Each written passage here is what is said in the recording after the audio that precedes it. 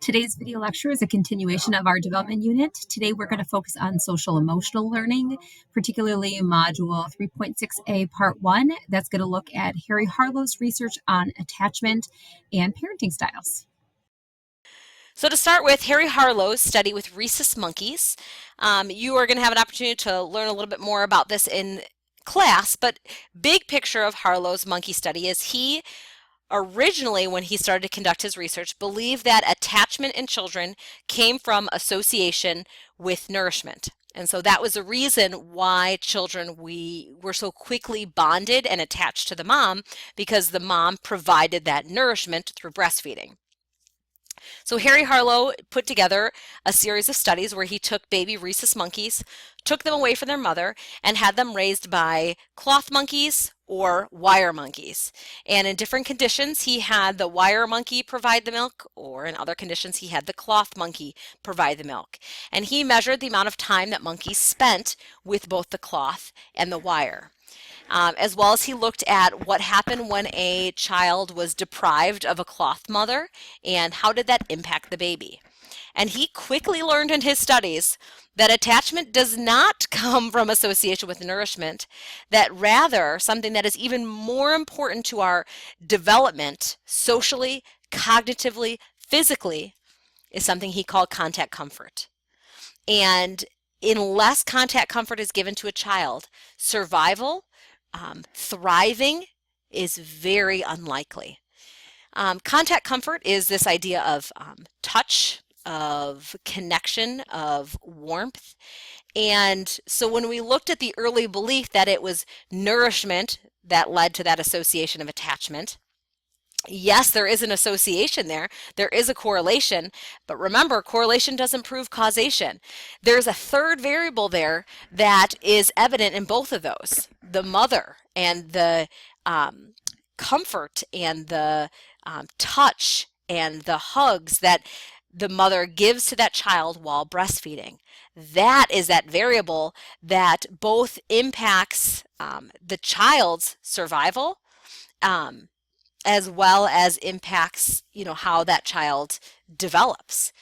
And so we see that children who are given this contact comfort, this can be by a parent, male, a father, could be by a sibling, could be by a grandparent, but given that touch, given that contact comfort, the sooner and the more that child is given that, the better they are for surviving and thriving.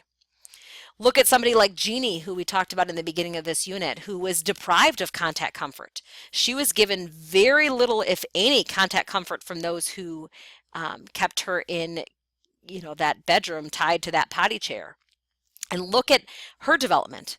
Not only did it impact her language development, but it impacted her ability to walk properly. It impacted her ability to socially interact with others. So we saw lots of issues with regards to the lack of this contact comfort. We also see individuals who were orphans, who were in some orphanages that did not value contact comfort, or especially if you look prior to Harlow's study when contact comfort was not known and we didn't know the power that human touch has for the development of a child. We see malnourished children. We see children who aren't hitting their developmental milestones, who cognitively are delayed. And all of those things are tied back to that lack of contact comfort. The lack of touch leads to quite negative outcomes in children. And again, we will investigate this more in class, the idea of Harlow's specific research study, as well as what the lack of contact comfort really does to individuals, to humans. When we look at the critical period and imprinting in animals versus humans, the critical period is to humans as kind of imprinting is to animals. So the critical period is this period of time in which children need to be exposed to certain things. So back in our video lecture when we talked about language, there's a critical period for language acquisition. If a child is not exposed to language during their critical period, those early years of life, they will never be able to develop language. They will never be able to use language. So The same thing happens with a critical period in touch for babies. If individuals are not given that contact comfort during that critical period, development is going to be delayed for the rest of their life, both cognitively, socially, physically, emotionally. All of those things we're going to see happen in humans. When we talk about animals and when is their kind of critical period, they call this imprinting. And for animals, the moment that they are born, so looking at this case of ducklings, the moment that they are born, the first animal or human or thing that they see is what they imprint on, what they connect to, what they end up following. And so you can see this picture here where these ducklings have imprinted onto this woman and will follow that woman around. You see in this other picture where we see these ducklings have imprinted onto this dog and will follow that dog. So imprinting in animals happens when they immediately connect to the first thing that they see when they're born. Additionally, in the social part of this chapter was parenting styles. Diana Baumrind researched how is the way we raise our children, how does that impact their social development?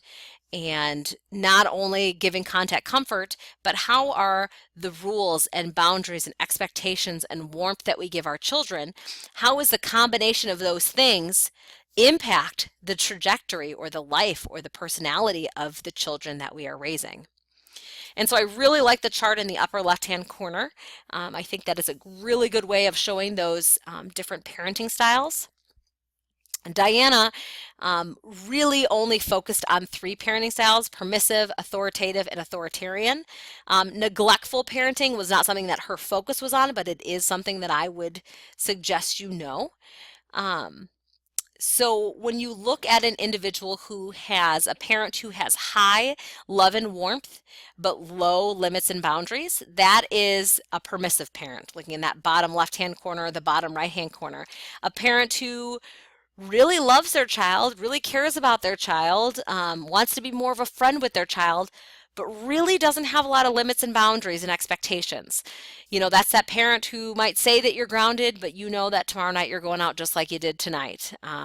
You know that parent says they're taking away your cell phone, that you're really getting your cell phone back tonight. Those are the permissive parents. Those parents who, again, have high love and warmth, but low limits and boundaries. Looking to the right of, or looking below that, when we have parents who have low love and warmth and low limits and boundaries, put those two things together and we have what are called neglectful parents. So we have parents who don't have any expectations for those children, don't have any follow through for those children, as well as don't have that love and warmth and relationships with their children. So that is neglectful, obviously the worst parenting style you could choose to use. Moving to the upper right, an individual with high love and warmth and high limits and boundaries and expectations is an authoritative parent. That's where we see the picture right here of this father talking to his son, where that parent has a lot of kind of that contact comfort, love and warmth. They also set expectations, have boundaries, follow through with those expectations. If they say that you're going to be grounded, they're going to follow through on that grounding. They're going to have conversations with you about why you have the punishment that you do. They are going to punish with kindness, with love. They're going to be both firm but caring. That is that parent who you have high respect for because you know that they are putting these boundaries in place because they care about you and because they love you. The final parenting style is the bottom right-hand corner, where you have parents who have low love and warmth. And in addition to that, they have high limits and boundaries. These are parents, if we look in that upper right-hand corner where it says, because I said so, that's why. That's a typical sign we'd see of an authoritarian parent who really believes in having limits and boundaries and expectations for their children, and to have a clear line between the child and the parent, and not to get those two lines intermixed with one another. So we don't see a lot of love and warmth and conversation and discussion that's occurring with these types of parenting styles because they believe that it's most important that they provide those limits and boundaries for their children. That is it for today's video lecture. Have a wonderful night.